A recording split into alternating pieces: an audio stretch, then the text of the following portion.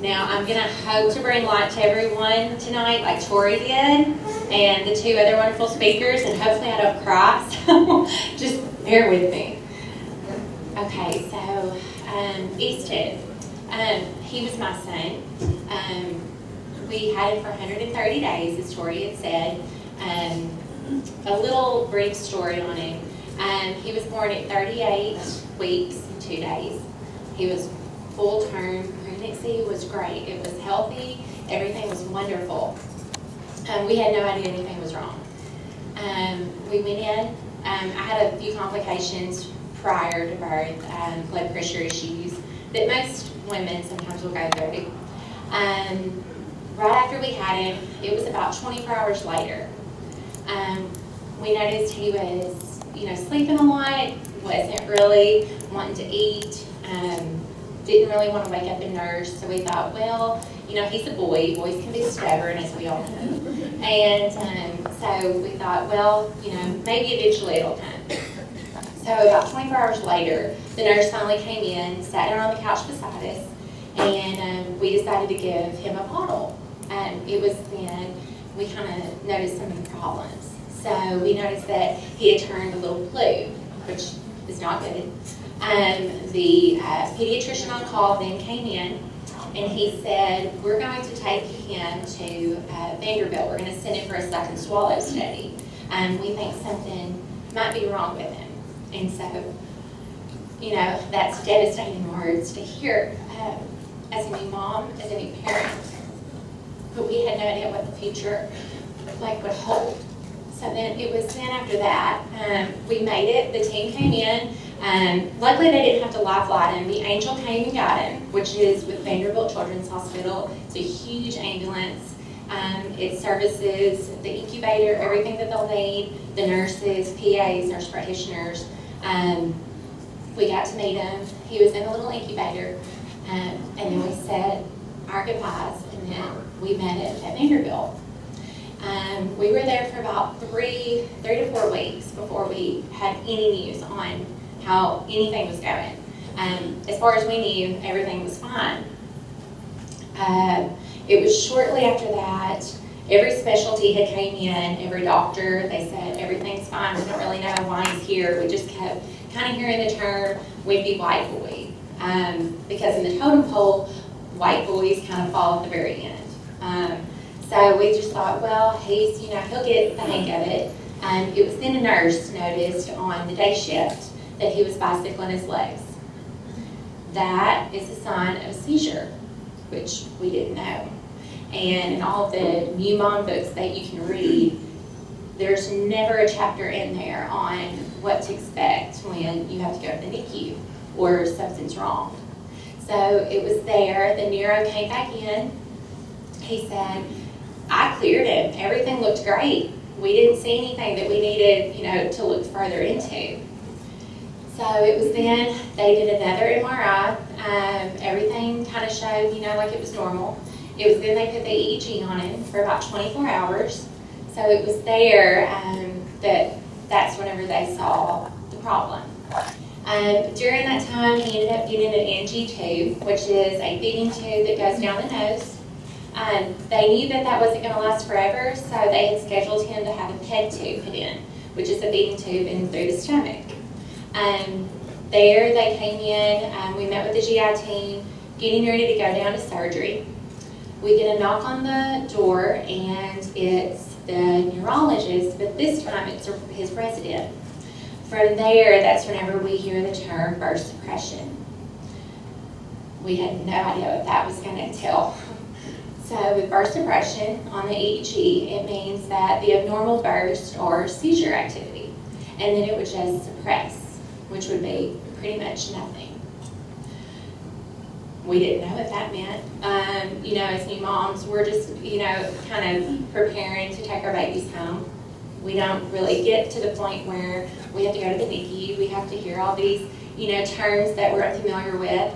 And so it was kind of like a surreal moment. That's whenever he said that your child may never walk or talk. We thought, okay, we can get through it. Then he said, or he may not live. So from there, he left. He kind of said, we don't know how to tell you this, which his delivery, no offense, kind of sucked. He was not good at that. It's an educational hospital, which is great, but I'm thinking maybe we weren't the best parents to be, kind of learning that with. It was then that GI came in, did his surgery. Did his surgery. They had no idea why we were such a wreck. They didn't know that, we had just been told that he may not live.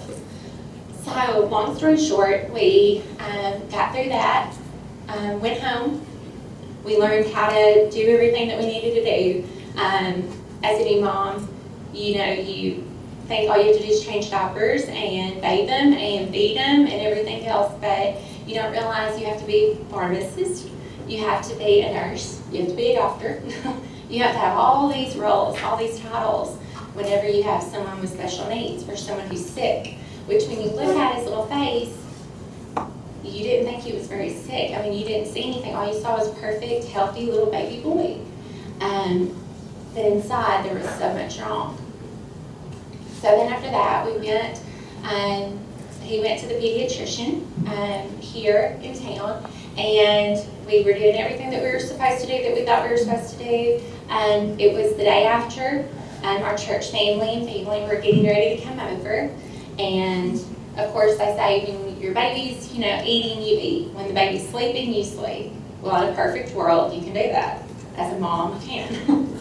So I decided maybe I should clean. Maybe I should do something. But something told me I need to go in there. He was being fed through the G-tube, and so I noticed that whenever I went in there, something was coming out of his mouth. I'm like, well, nothing's going down his mouth, nothing should be coming out. It was then I knew that he was throwing up, and he was spitting up. And so from there, he aspirated. That was one of the first times we lost him. So I did CPR, did 2 rounds. I called 911, because you're taught that in the NICU. Here's the what ifs. If anything happens, this is how you do CPR on a little baby. Luckily, I was paying attention and I was watching. So I did CPR. EMS and the police finally got there. That was whenever they called Life Flight. We were flown back to Vanderbilt. That was like a blur, of course. They were asking all kinds of questions. What happened? What was he doing? Almost kind of made me feel like I did something wrong. But it was there that they did more scans, and it was just his brainstem. Whatever was wrong with him, it was progressively getting worse. So from there, we stayed another 3 to 4 weeks. They just kept saying, he's not going to get any better. This is only just going to, continue to progress. So we were trying to, get everything ready and hope for the best, but prepare for the worst. They kept mentioning palliative care. I, of course, was not there. As a mom, I don't think you're ever prepared for that. I was searching frantically, trying to find a neurologist that could be any better than Vanderbilt, which is hard to come by. But I talked to Emory University, Boston Children's, Le Bonheur, everywhere that was ranked a little bit higher than Vanderbilt. And they'd only seen 1 or 2 cases like this ever. There was always a reason why. And with us, we had no reason. We did not know why, this was happening to him. I, of course, wanted to blame myself. I thought, did the umbilical cord get wrapped around it? Did I do something wrong? Did I not eat the right thing? What did I do? Every doctor came in and said, it was nothing you did. You couldn't have prevented this. So we were home for about a week. At that week, we decided that we wanted to go to Le Bonheur and just try to find an answer, try to find a way to save him. We went to Le Bonheur, and a week turned into about 4.5 weeks. Because every time they want to do an MRI, they have to put him to sleep, and anytime you put that little boy to sleep, it's going to be a long stay. And so, despite my biggest fear of them having to put him on a ventilator, they had to anyway. I would oftentimes have to drive back and forth because I was still in school. And so I would drive there every night as soon as I got out of class, but he was never left alone. And so whenever we were there, I met a couple, a family, called, and they were with the Forrest Fence Fund. David and Brittany had lost a child named Forrest whenever he lived for about 55 days. And something about them just, I don't know, it clicked. It was somebody who could finally grieve with me and knew what I was going through. They provided sympathy, but they provided empathy. And I knew that if the inevitable was going to happen, which they said it would, just a matter of time, I knew I wanted to make a difference. Because everyone in Henry County really showed up and showed out with prayers, support, love, messages. I never went a day without knowing that someone was praying, whether it was from Henry County or someone in California. We started a page, and it was for Easton's journey, and it was really impactful. So I knew I wanted to do something in case that time came. So palliative care stepped in. We went home with hospice. The doctors really didn't give him much time whenever they took him off the ventilator. They said, it'll probably be just minutes, so call the family. So we called everyone in, and apparently he wasn't ready to go, thankfully. We put him on oxygen. He came home. On the 18th day, he was kind of going downhill, and I could kind of tell it. We were up all night with the pulse ox going off throughout the night. I, of course, would try to run to the oxygen, concentrator and turn it up, thinking that might help. But his little body just couldn't get all of the CO2 out. So I called my family that next morning and said, something's happening, something's going on, and I think y'all should come. And on the 19th day at about 5:30 in the afternoon or in the evening, he passed away in our arms. He had fought so hard. And so we finally told him, you don't have to fight anymore, you can go.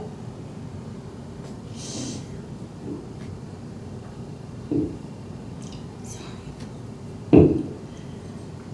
So it was then, about a year later, in August of 2015, it had been a year. We knew we wanted to do something, and we wanted to try to keep his memory alive, because he fought, and he was so resilient. We knew we had to be the same way. So a friend of mine from high school contacted me and said, okay, your story really touched me. We need to do something. And I said, I agree. I just got to figure out what it is I need to do. So that's whenever we started. We hit the ground running, and we got an attorney. We did everything that we needed to do to become a 501c3. We are a nonprofit organization. We knew we wanted to help any family that was going through whatever we did, or for any reason. And so, in his memory, and so we did. We started out with doing a Facebook fundraiser with a family that was local that needed our help and attention. And so that's how Easton's Angels was founded. Our mission, as Tori had said, is to lend aid to the families of children of Henry County who have fallen victim to a life-altering illness, whether it's a critic illness or a chronic one. So we have helped over 100 families in the 4 years that we have been founded, all within Henry County or have had ties to Henry County.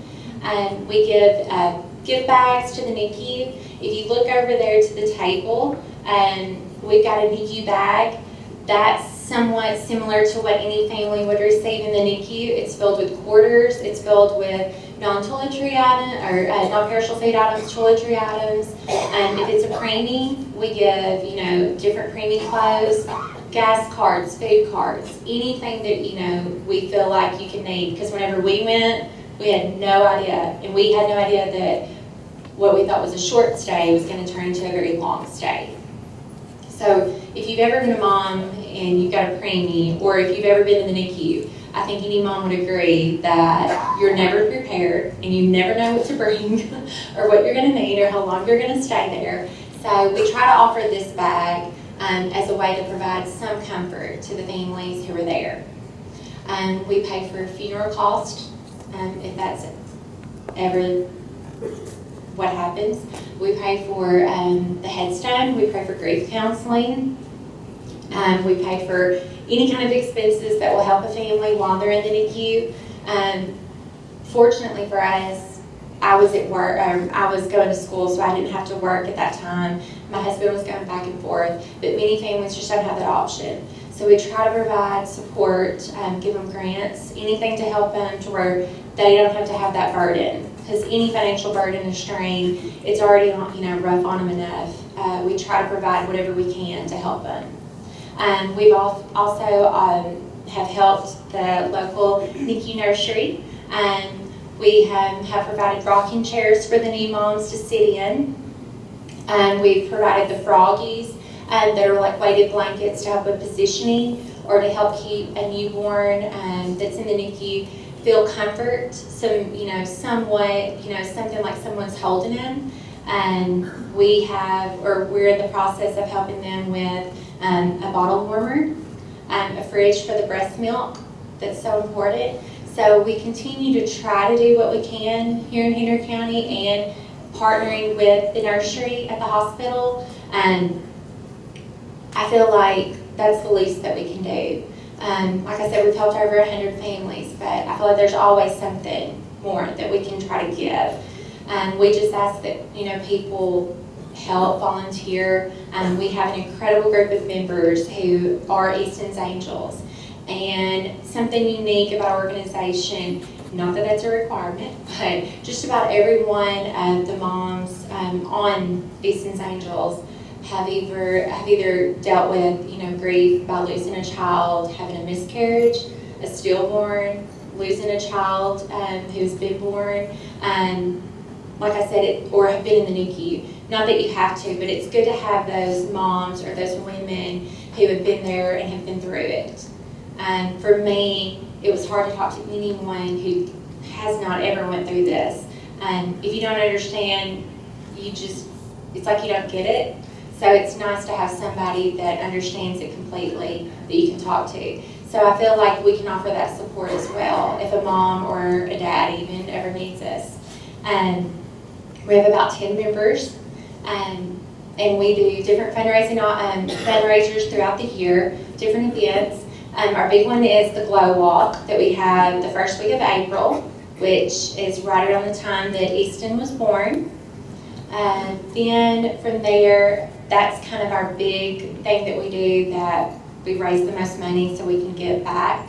We have different fundraisers throughout the year though, and we always try to advertise through Facebook. That seems to be our big platform, social media. If you ever need to reach out to us, Facebook is a good way, or if you know me or have my number. I work for the hospital, so I'm kind of easy to find if need be. Different ways to give back, or to let us know if anyone is in need, is to reach us through Facebook. You can let us know of a family. Prayers gets us a really long way, because I don't know how people do it if they don't know who God is or lean on Him. Lord knows I do, still do. And then, like I said, different private donations, if they ever want to give in that form. You can always donate. Like I said, we are a 501c3. So anytime anybody wants to volunteer, we love our volunteers because that's how we stay the way that we are. But I think with Easton's Angels, it's helped me to help others. It's kind of been my way of grieving. I know a lot of people say, I don't know how you do it, and trust me, I cry because I'm crying in front of all of you right now. But we somehow still do it. So hopefully we can continue. Hopefully that we can remain, and I can be here, in 10 more years saying how we've helped so many more families. But I thank you so much for letting me come here and speak to y'all, and hopefully y'all have a great rest of the night.